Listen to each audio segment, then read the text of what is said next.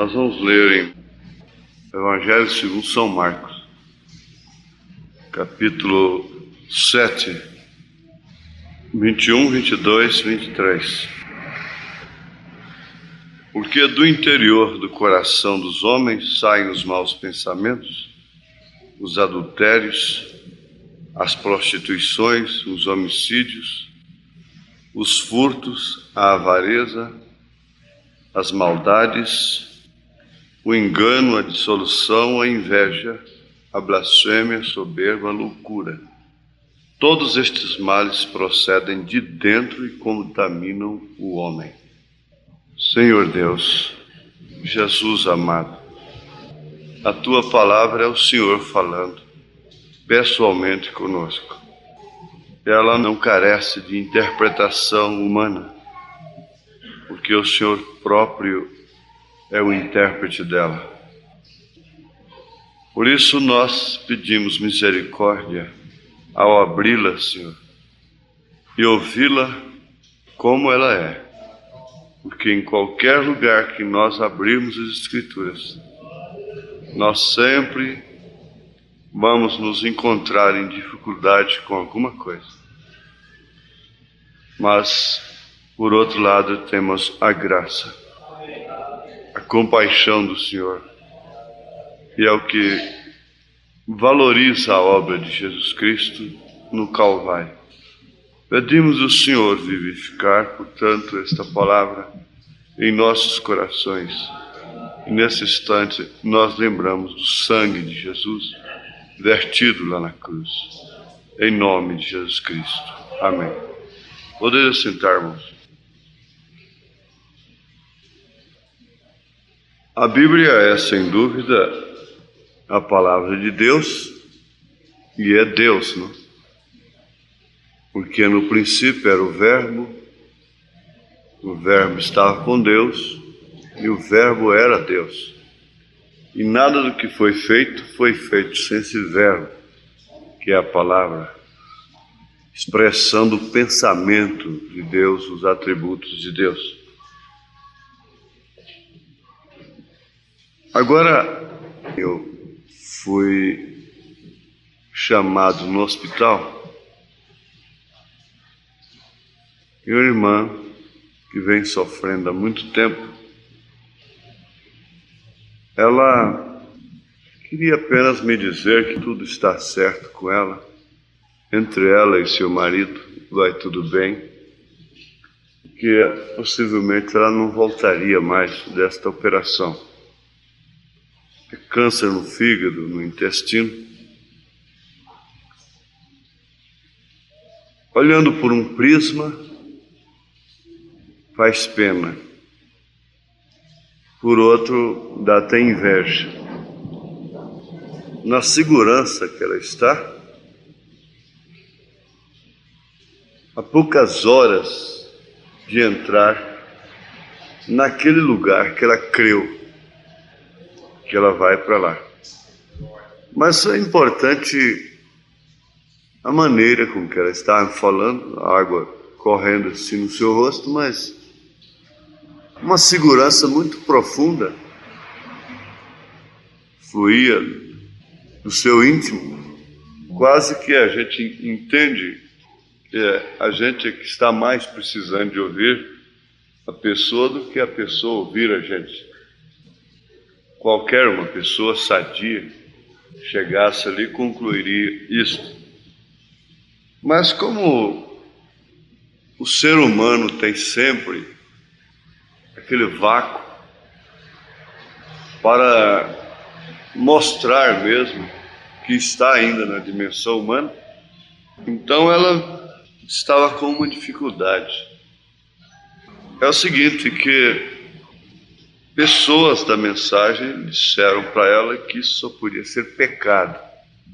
Por que vem sofrendo há tanto tempo e cortando o intestino e no fígado não pode tocar, só com problemas. E ela disse, se fosse somente assembleianos que me falasse isso, não me abalaria tanto, mas gente da mensagem me falar isso, então me deixou assim um tanto abalado, triste. De fato, ela tem razão. Se partisse somente de uma fonte falsa, errada, então a pessoa não incomodaria com aquilo, mas partindo de gente que crê na verdade, na mensagem, então incomoda. Agora, uma pessoa dá mensagem para falar para outra que o problema dela é pecado, ela tem por obrigação de ter um assinde do Senhor e dizer qual é o pecado, onde está o pecado, quando foi e como foi. Caso contrário, aquele irmão, aquela irmã não está passando de um companheiro de Jó. Os companheiros de Jó também falavam, é pecado, diz o profeta. Mas eles não podiam apontar o pecado. Então eu a consolei, o Espírito Santo a consolou desta forma. Nesta hora a gente vê que, de fato, então não era só para a gente a visita, serviria só para a gente, serviria para ela também. Então eu expliquei isso para ela. Irmã, quando Deus quer mostrar ao cristão que está padecendo por qualquer motivo, Ele mostra qual é o motivo, qual é o problema. Deus não vai proferir enigma. Eu falei isso no rádio também. E deixar a pessoa aí no ar, é pecado, é pecado. Então, isso é um hábito, uma coisa que, ao invés de ajudar, faz é matar a pessoa. Ela disse, eu já vasculhei toda a minha vida, não encontro nada. E eu disse, se fosse o Espírito Santo mesmo, ele diria para a senhora qual é o pecado. De que a senhora teria que se arrepender? Agora, eles perguntaram quem foi que pecou. Foi ele ou foram seus pais? Perguntaram para Jesus, disse, não foi ele nem seus pais.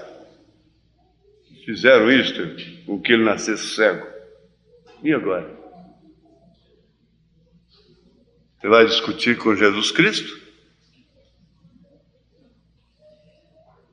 É certo, o profeta diz que quando a vida estava difícil para aquela viúva, ela analisou a sua vida. É certo fazer um inventário, por que disto, por que daquilo. Está correto.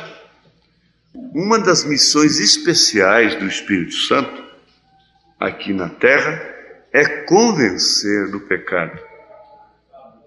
É mostrar que aquilo é pecado. Quando o profeta viu que o mal daquela irmã Batista era um pecado que ela tinha cometido há 20 anos atrás, então ele disse para ela o que era. Eu te vejo assim, assim, assim, com um homem que não é seu marido, 20 anos atrás, então é este o seu problema. Agora, ele não ficou dizendo para ela, é pecado, é pecado, é pecado. Isso é errado. Se é pecado, então mostra. Se é o Espírito Santo dizendo que é pecado, então é necessário que seja mostrado, para que o tropeço seja abolido. Então foi que eu lembrei daquela mitologia egípcia, proferir enigmas, charadas, para os transeuntes, e se a pessoa não desse conta de decifrá-la, então ela tragava a pessoa, matava. Ora, Deus não é assim, proferindo enigmas, que se a pessoa não der conta de entender, de decifrar, mata. O Espírito Santo não é isto. Para começar, ele não é o acusador. Satanás quer dizer adversário, diabo quer dizer acusador. Agora, o Espírito Santo é consolador, é paráclito, é advogado. É o Paráclito divino, é que intercede. E Paulo disse que ele intercede com gemidos inexprimíveis. Mas o espírito religioso, ele é acusador. Ele se põe a acusar a pessoa explorando as suas boas intenções, a sua sinceridade. E há muitas pessoas que se matam-se a si mesmas através de sua sinceridade. Agora, uma sinceridade errada, falta de convicção, falta de confiança. Com isto a gente começa a palestra, que não deve ser longa. Quando os fariseus murmuraram contra os discípulos de Jesus, porque comiam sem lavar as mãos, um sistema oriental que eles pegavam a comida com a mão, e aquilo vinha da tradição. Se iam numa feira, no mercado, está escrito aqui, quando eles voltavam, eles tomavam banho. E lavavam as mãos não sei quantas vezes por dia. E lavavam até as camas para dormir.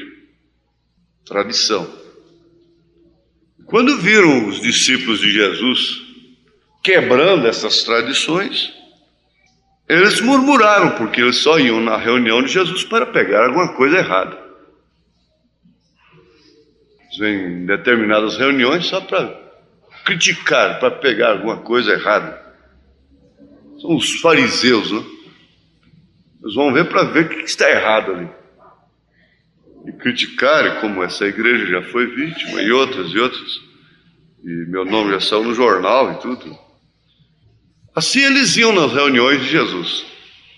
Mas Jesus, que não foi um filósofo, filósofo é como um poeta, é como um compositor que fala e escreve coisas que não vive, não tem experiência daquilo.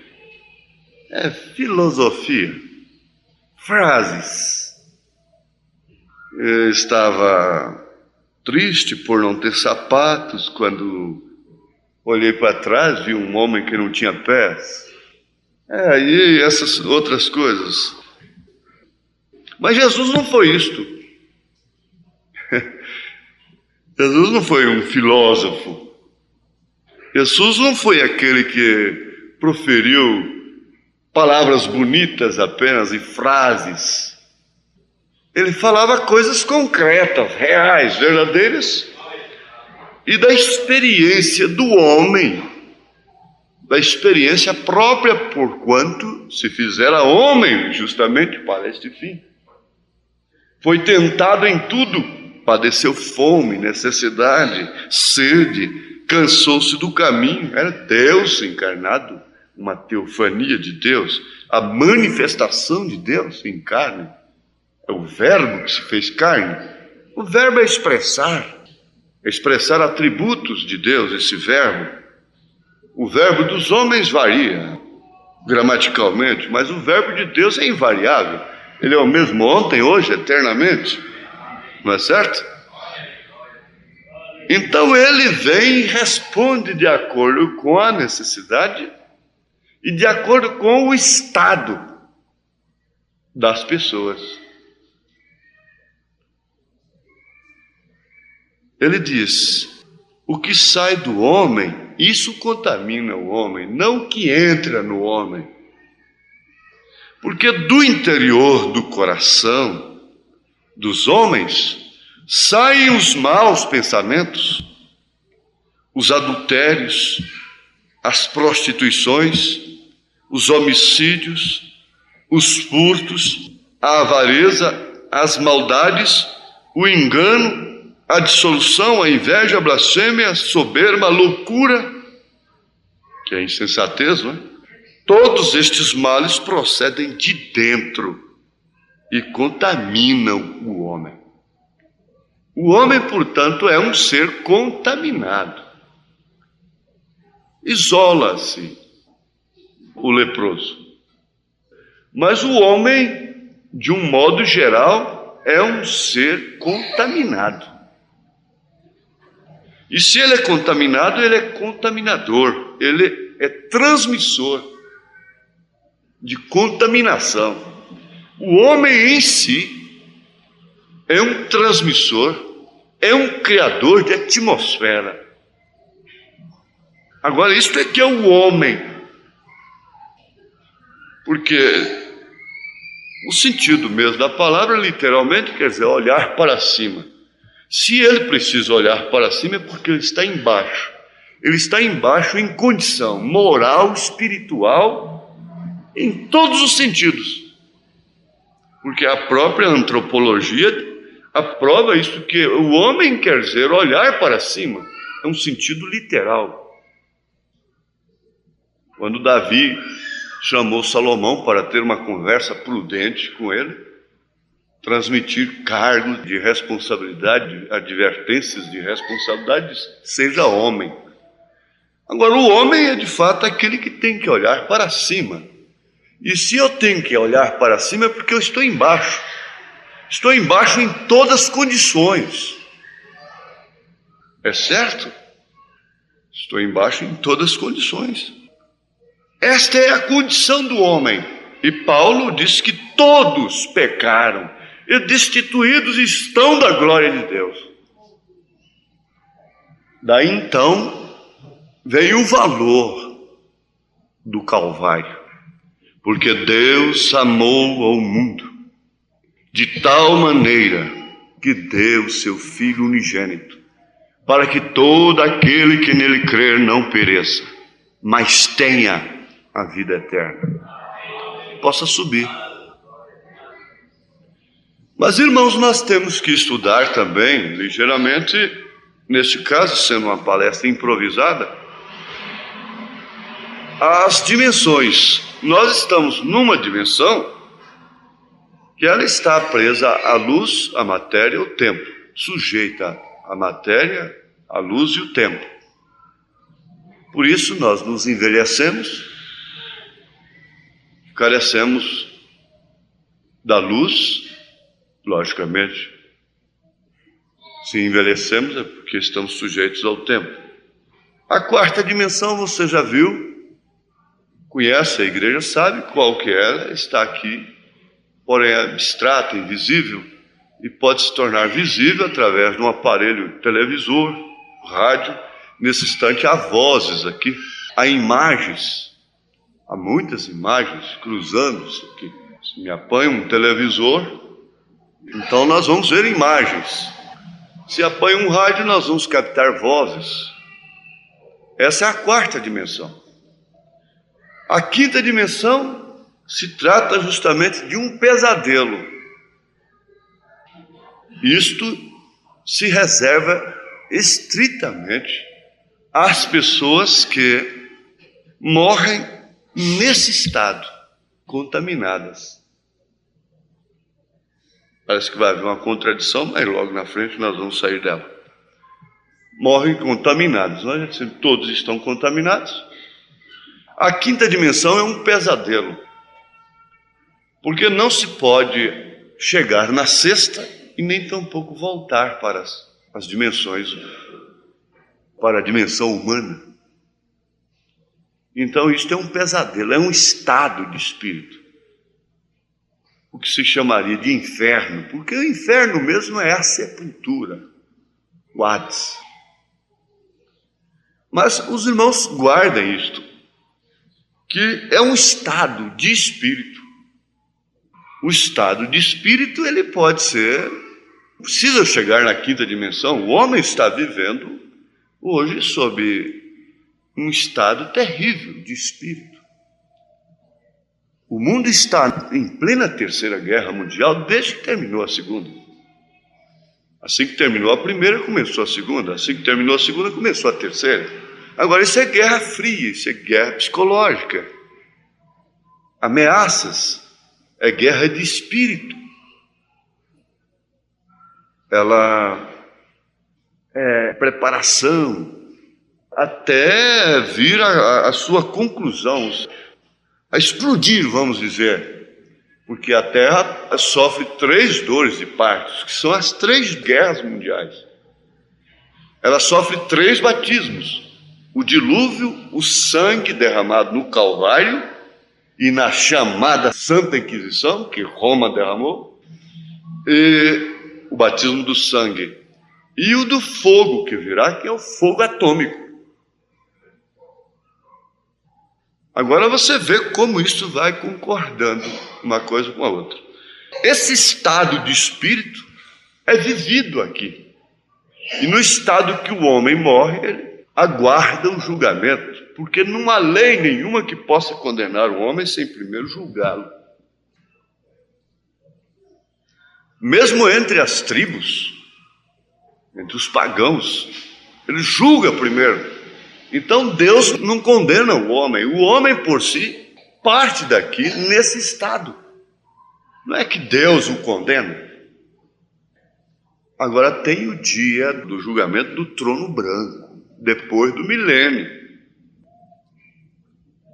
Aí então é que vão ser julgados pelas obras, pelas boas obras. É como uma balança.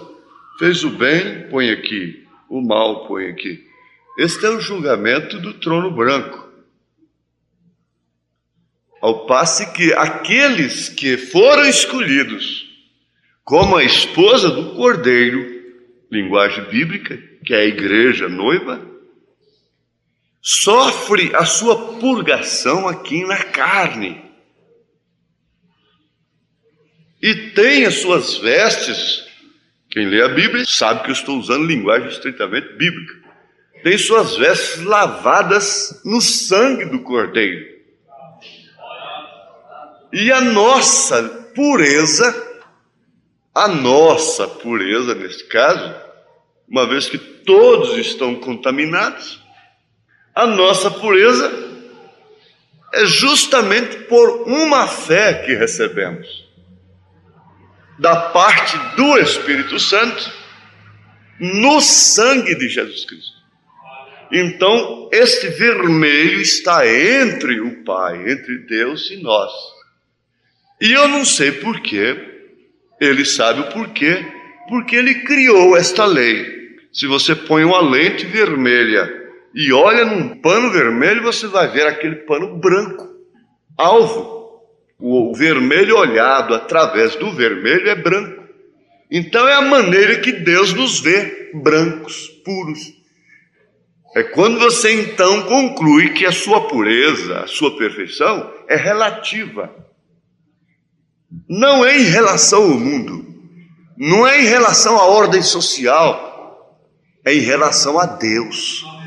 Porque Ele te olha, ora, é fácil, é muito fácil você entender isso. O seu filho pode ser um marginal, pode ser um toxicômano, pode ser a coisa mais terrível, mas você olha para ele diferente do que a polícia olha, do que a sociedade olha. A sua filha pode ser perdida como for, mas você olha para ela com amor. Você olha para ele com amor, porque tem sangue na coisa. Então é uma questão simplesmente de fé. Por isso São Paulo disse, não vem das obras para que ninguém se glorie.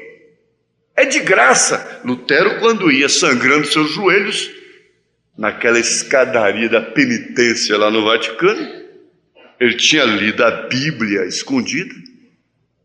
Então o Espírito Santo veio ao coração dele e disse, é de graça.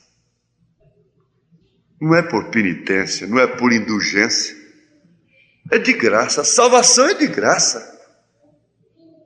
Não se compra a salvação.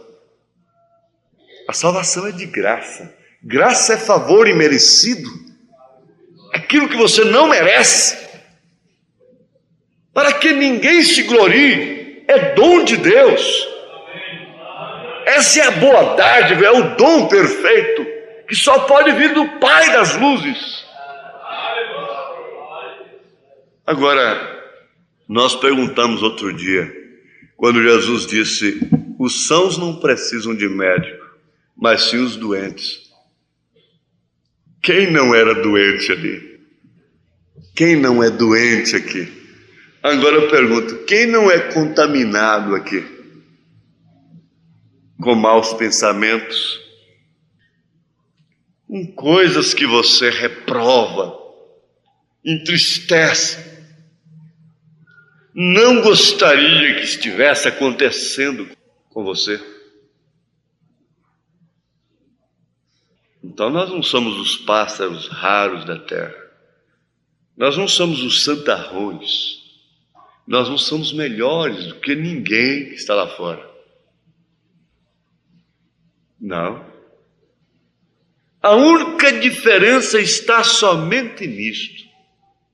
É que nós temos uma fé perfeita, não emotiva, não uma sugestão, no sangue de Jesus Cristo, porque afinal de contas, a morte de Jesus Cristo tem que ter um significado operante na vida do homem, porque senão seria história apenas, história religiosa.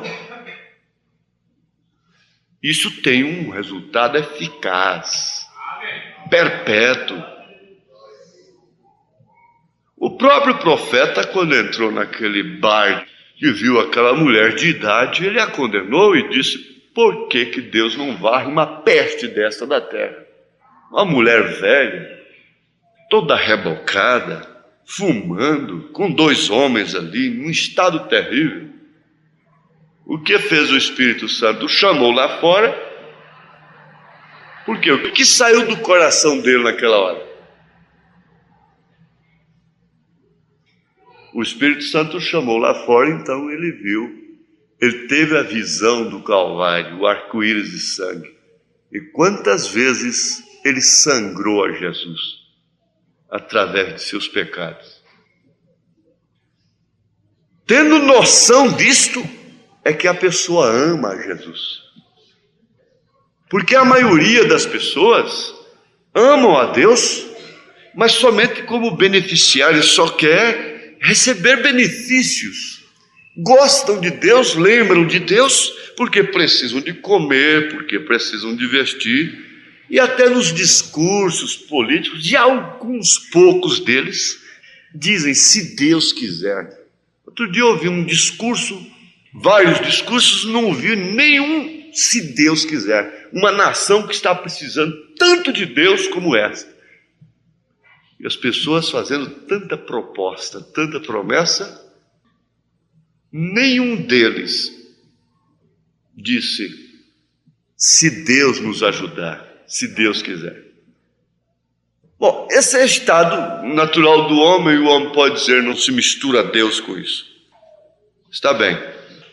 Mas nós vamos ver, em sequência, ainda que tenha que mudar um pouquinho, é que Deus conhece os corações. Ele examina os corações. Ele examina. O médico examina o coração.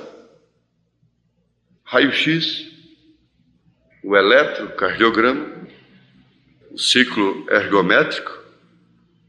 Parece que já tem pode vê-lo já, o ultrassom, e ver tudo. Ele examina o coração.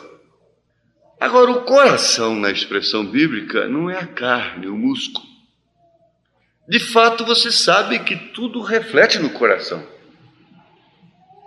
Todo pasmo, toda decepção, toda alegria, toda emoção reflete no coração. Sem dúvida alguma. Muitas pessoas estão com dores morais. Elas começam a ter dores no coração. Elas acham que estão cardíacas, sofrendo do coração. Vai no médico, não tem nada. O coração, sem dúvida alguma, é uma bússola. Ele sofre tudo. O coração da mãe é triturado. O coração do pai também. O coração de quem ama é ferido. Mas vai olhar, não tem ferida nenhuma. É amargurado. É alegre, é feliz. Às vezes nós falamos hoje a pessoas que ontem estavam com seus corações felizes, hoje estão feridos, magoados, tristes. Mas Paulo fala daquele, veja, São Paulo, ele foi um verdadeiro apóstolo. inspirado pelo Espírito Santo e como ele ajudou a igreja. Eles dizem na carta aos Romanos, capítulo 8, a partir do verso 25, ele diz: mas se esperamos o que não vemos, com paciência esperamos uma consolação. E da mesma maneira também o Espírito ajuda as nossas fraquezas. O que viria a ser fraqueza? Maus pensamentos, adultérios, prostituições, homicídios, furtos, avareza, maldades, engano, dissolução, inveja, blasfêmia, soberba, loucura. O que seriam essas fraquezas na linguagem de Paulo? Ele diz que o homem carnal é mentiroso, é adúltero, é homicida, é fornicário. Depois ele diz: eu sou carnal. Aí nós vamos lembrar da dimensão humana, para que ninguém se glorie. Estamos encerrados numa dimensão humana, sujeita às paixões, como São Tiago disse que Elias era homem sujeito às mesmas paixões que nós somos. Então aqui parece que ele está dizendo que isso é chamado, eu não sei o que viria a ser fraquezas. Fraqueza seria bambeira nas pernas, que Paulo está falando? Não. E da mesma maneira também o Espírito ajuda as nossas fraquezas, porque não sabemos o que havemos de pedir como convém. Nem pedir não sabemos. Mas o mesmo Espírito intercede por nós com gemidos inexprimíveis. E aquele que examina os corações sabe qual é a intenção do Espírito. Conhece as intenções. Aí onde nós chegamos a uma coisa que antes de ser um crime é um pensamento, um crime premeditado. Mas eu sei que antes de ser um crime tem que ser um pensamento. Antes de ser uma palavra é um pensamento. Antes de ser um roubo é um pensamento. Antes de ser um adultério tem que haver um pensamento. Tem que haver um estabelecimento, um consentimento íntimo. Isso é que é coração. É a capital do corpo, dos sentidos. Ele tem que consentir, o despacho tem que vir de lá. O sim ou não tem que sair dali de dentro. Ele chama Brasília, capital das decisões. Coração, capital das decisões. Mas ele examina os corações e as intenções do Espírito. Eu sei que cada pessoa aqui está com a mais boa intenção possível, a respeito mesmo de quem te deve. Perdoa as nossas dívidas assim como nós perdoamos os nossos devedores. Isso é reza? É decorado? É papagaio falando isso na igreja? Perdoa as nossas dívidas assim como nós perdoamos os nossos devedores? Não sabem que isso aí é a maior oração que existe para um ser humano. E disso aí parte a fé perfeita. A fé para o arrebatamento, a fé para o rapto, a fé para subir parte disso aí. Perdoa as nossas dívidas assim como nós perdoamos os nossos devedores. O profeta diz: a fé perfeita é baseada no perdão. Então a intenção do coração é perdão, do Espírito é perdoar. A intenção é o melhor possível. Não é a avareza, não é a prostituição, não é o adultério, não é o crime, não é o roubo. A intenção do seu espírito. Você é bem intencionada, você é bem intencionado, mas com que intenção a mulher expõe seu corpo, meu Deus? Consciente ou inconscientemente é de ser cobiçada, e a cobiça é um adultério, e ela vai responder por aquilo no dia de juízo. Ela está contaminada com suas intenções, conscientes ou inconscientes. Porque tudo está cauterizado, apenas isto. Está cauterizada a consciência. Mas são contaminações sob intenções malignas. Agora, você sabe quando você queria ou não ofender seu próximo. E como é que se pode viver duas pessoas sem uma ofender a outra? Você diz, bom, não foi meu propósito, eu não falei com esta intenção, infelizmente eu te feri. Mas não era esta a minha intenção, eu não falei neste sentido com esta malícia. Você entende o que eu quero dizer? Essa não era a minha intenção, este não era o meu propósito. Daí então você vai discernir o que é pecado voluntário e o que é o involuntário. Você cai numa situação, você cai numa circunstância. Nós vamos ver aqui um pouquinho adiante. E sabemos que todas as coisas contribuem juntamente para o bem daqueles que amam a Deus, daqueles que são chamados por seu decreto. Daqueles, então, você já viu que há uma classe. Aqui na mensagem Almas Encarceradas hoje, o profeta diz aqui uma coisa que eu achei muito profunda. Agora queremos notar algumas coisas. Muitas vezes há coisas que sucedem e nos pomos a pensar por que sucedeu aquilo. E duvidamos de nós mesmos e também de outros. Então nós caímos num autodescrédito,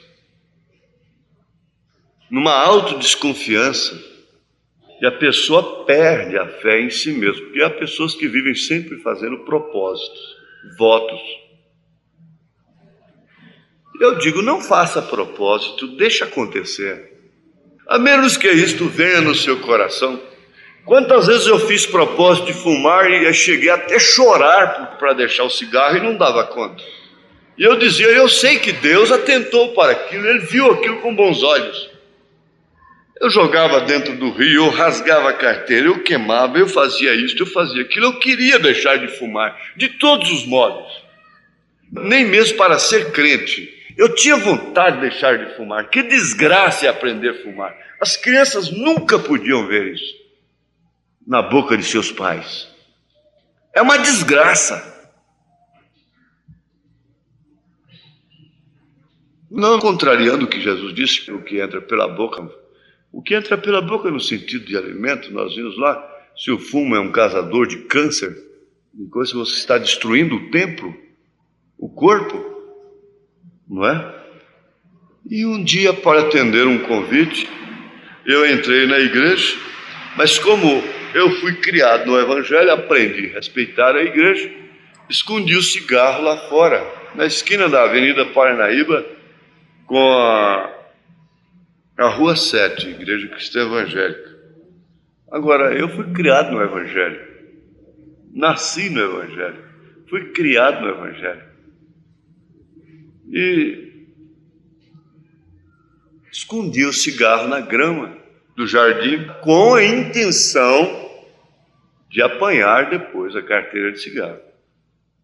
Depois do culto, quando eu saísse, eu apanharia. Nunca mais toquei naquilo. Não peguei e tomei aversão até pelo cheiro daquilo. Que coisa maravilhosa. Agora, quantas vezes eu fiz propósito? Eu creio que Deus atentou. Ele olhou com bons olhos aqueles. Eram bons propósitos. Mas quando ele entrou em cena, não precisou de propósito. Eu não fiz propósito naquele culto de deixar de fumar. Isso foi muito importante para mim. E eu já havia caído em descrédito. Um autodescrédito. Não adianta eu rasgar a carteira de cigarro, mas eu não tenho palavra. Eu não presto mesmo. Eu não tenho opinião. Então não vou fazer isso mais. E há pessoas que ficam assim fazendo isso.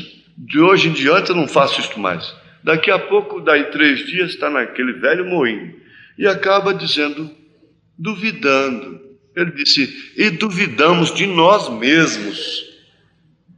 E também de outros, porque você vê outros fazem propósito e luta para ter uma vida, e vem na comunhão, e vem na igreja, e depois você vê lá fora um quadro diferente, você condena aquela pessoa. Ela cai em descrédito. O que não deve acontecer. Todos estão lutando. Aí se cumpre o que Jesus disse, que o reino dos céus é tomado à força, à espada.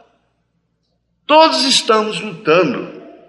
Agora, não sabemos por que sucedeu aquilo. E duvidamos de nós mesmos e também de outros.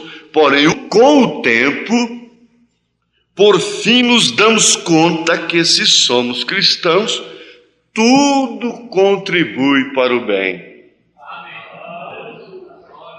Tudo contribui para o bem.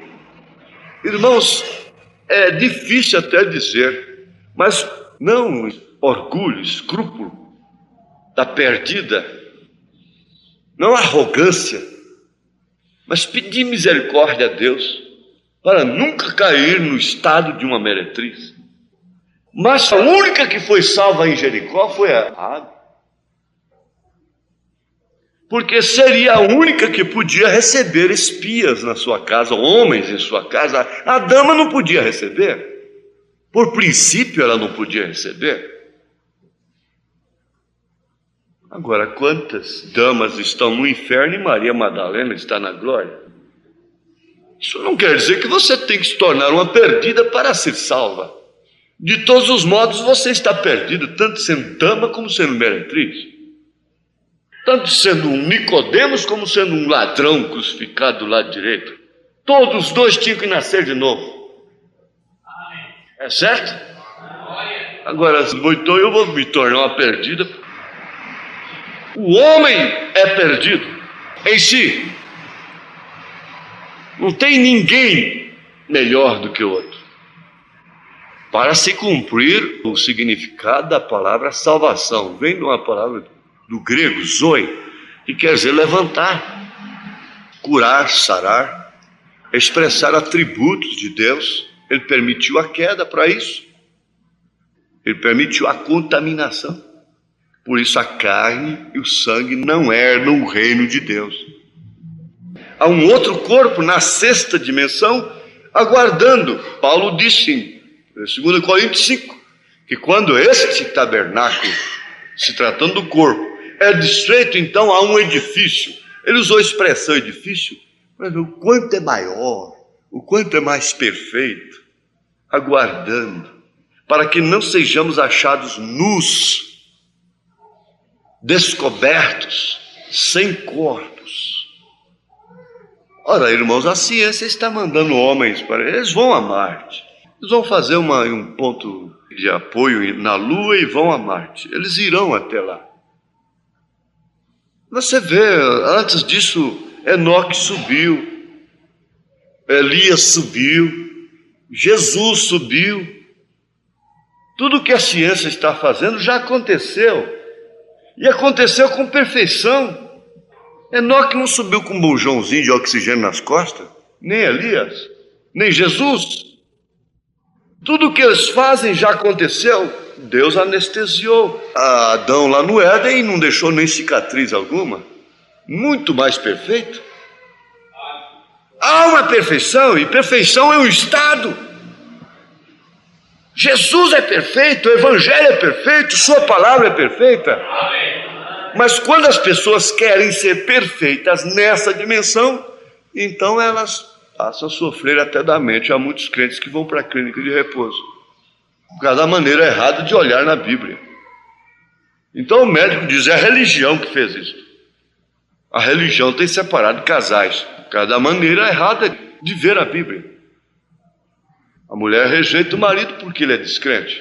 Eu não sei onde ela arranjou isto. A Bíblia diz que a mulher santa santifica o marido para si, é claro. Ele não a contamina diante de Deus. É marido dela e vice-versa. Mas o certo é que tudo contribui para o bem. Você sabe, o moço pode ser perdido como for, mas ninguém pode impedir que ele ame uma moça de caráter, uma moça boa. Ela não quer nada com ele às vezes, ela nem dá confiança para ele, mas ninguém pode impedir de ele ser apaixonado por ela. Ele pode ser um perdido, mas ninguém pode impedir que ele ame aquela moça. Você pode ser perdido como for, mas ninguém pode impedir que você ame a Deus. Você pode estar numa situação tão terrível como for, mas ninguém pode impedir que você ame a Deus sobre todas as coisas. Então você encontra um segredo tremendo nisto aí, porque ama-se religião, ama-se por interesses, ama-se por medo do inferno, querem ir para o céu porque dizem que o inferno é ruim. Mas se trocasse o nome, a pessoa queria ir para o inferno, em vez de ir para o céu. E céu não é questão de geografia, nós já estudamos isso aqui. Mas eu quero ver quem impede uma pessoa a amar a outra. Quem pode impedir se há este amor ágape, você viu? Paixão, amor filho e amor ágape. Ora, o amor ágape, se vem um amor no seu coração pelas coisas de Deus, por Deus, pelo seu próximo, pela natureza, quem pode impedir? Agora veja, e sabemos que todas as coisas contribuem juntamente para o bem daqueles que amam a Deus. Não é para o bem daqueles que não são contaminados, não. Para o bem daqueles que amam a Deus, daqueles que são chamados por seu decreto. Ora, se o próprio profeta, o maior homem nascido de mulher, segundo as palavras de Jesus, disse que não era digno de desatar as sandálias dos pés de Jesus, e eu então? Agora, posso te amar, Jesus? Se canta, eu amo, eu amo, porque Ele primeiro me amou e comprou minha salvação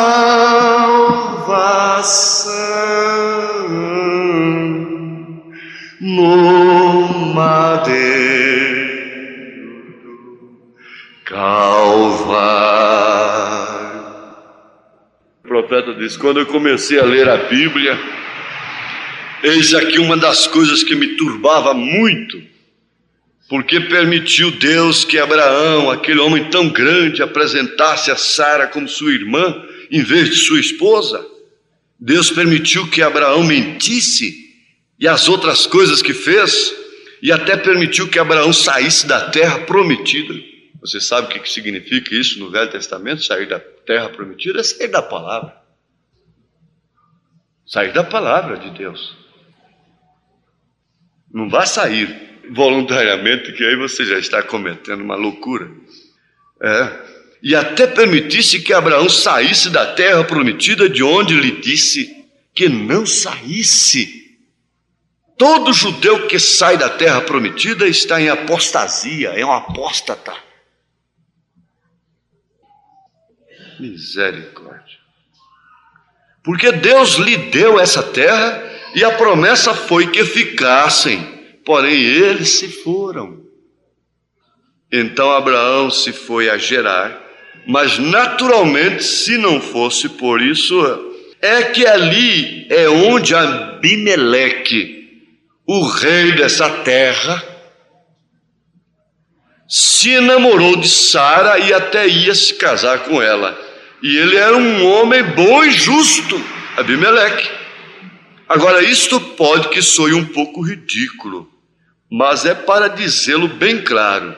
Depois que ele havia tomado banho ao anoitecer e havia se vestido para ir à cama, e até se ajoelhou junto à cama, orou e se deitou, Então foi quando o Senhor lhe apareceu e lhe disse: eis, morto és.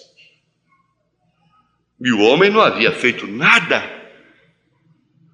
Ele havia sido perfeitamente enganado, tanto por Abraão, como também por Sara, que ficou calada. Correto? Deus lhe disse: olha, tu tens a esposa de outro homem. Eu não escutarei tua oração. Não importa o quanto ores, tu estás morto. E aquele homem é meu profeta. Isso é muito difícil de entender. Mas como eu vou entender? Como você vai entender Deus? Deus não é objeto de estudo para ser entendido. Deus é objeto de adoração para ser crido, não entendido. Como entender isto? Como buscar apoio nisto? Porém, se não fosse por isso, então não entenderíamos a graça de Deus. Por que se uniu Abraão com Agar, tendo uma esposa tão formosa como Sara? E ele, na verdade, não queria fazer aquilo, porém Sara recomendou aquilo a ele, e logo o Senhor lhe disse: escute o que te diz Sara. Por quê? Porque tinha que haver um Ismael para dar o tipo de que a serva e seu filho não seriam herdeiros com a mulher livre e seu filho. Veja o que eu digo, todas estas coisas são tipos. Por que que aquele profeta teve que se casar com uma prostituta e por ela ter 2 filhos? Isso foi um sinal, porque o outro se deitou sobre o lado direito por 340 dias e logo outros tantos dias sobre o outro lado. Foi um sinal. Outro tirou toda a roupa e andou ante Israel. Todas essas coisas foram para tipos e sombras. Tínhamos que ter essas coisas para completar o quadro. Muitas vezes sucedem coisas e nos perguntamos: por que é isto? É simplesmente Deus mostrando-nos algo de antemão. Mas isto me alimenta. Te alimenta? Amém. Aleluia. Só mais esse parágrafo. Agora, a razão de eu estar ali, na verdade, é algo muito ridículo estar naquele deserto, pagando mais de $100 mensais em aluguéis, quando aqui temos a casa com todos os móveis. Porém, a questão é de seguir a direção de Deus. Isso é tudo que eu sei fazer. Vocês sabem, conhecem as visões e as coisas que têm acontecido ali. E eu tenho lhes mostrado estas 2 visões para que vissem que por meio de uma delas eu deveria estar no Ocidente. E eu sempre tenho anelado isso. Agora, porém, é questão de seguir a direção de Deus. Ridículo. Quando a pessoa vem me perguntar sobre mudança, eu digo: irmão, eu nunca seguro as pessoas em Goiânia. Parece que eu sou até desinteressado. Nunca chamo ninguém de fora para cá. Nunca faço uma visita. Com o programa nacional de rádio e com as tonterias que vimos, eu teria atraído muita gente do Sul e de todo o país para morar em Goiânia. Nunca fiz isso, graças a Deus. Deus me segurou, me livrou disso. Os que vieram para cá vieram dirigidos por Deus, por inspiração de Deus. Eles sabem disso, mas tudo é questão de uma direção de Deus. Mesmo que seja para sofrer, mesmo que não seja para prosperar. Talvez se livrar de uma prosperidade quer dizer salvação, e às vezes prosperar quer dizer perdição. E agora? Como se explica isso? Deus sabe melhor, mas todas as coisas contribuíram para o bem. Todas as coisas contribuem. Agora, isso parece loucura, Paulo dizer: em tudo dai graças. Em tudo dai graças. Mas só se sabe dar graças por coisas boas, aparentemente boas.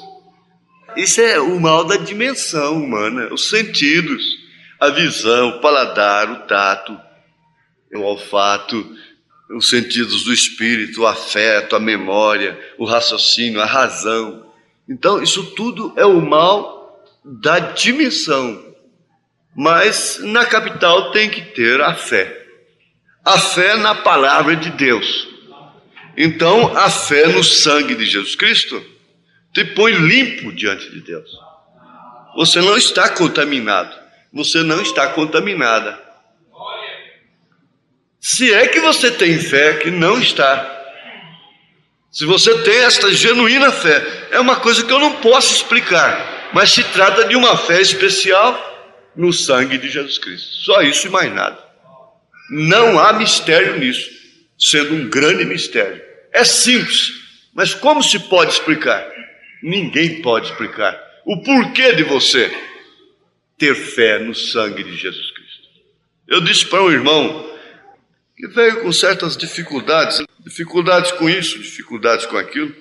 Eu disse, irmão, às vezes a pessoa pode nadar e ir na água até na cintura apenas. Então o melhor que ela faz é ir somente até ali. Não vá lá na profundidade, nos 10 metros de profundidade, porque o outro foi. Não faça isso que você vai morrer. Mas há outros que podem ir lá e nadar e voltar e flutuar e parar em cima d'água e descansar e fazer tudo. Eles podem fazer aquilo. Agora, eu não facilito com a água. Eu gosto de nadar mais onde dá pé, porque qualquer coisa eu meto o pé no chão. Mas há outro que pode ir na profundidade, atravessar o rio, correndo risco, problema dele.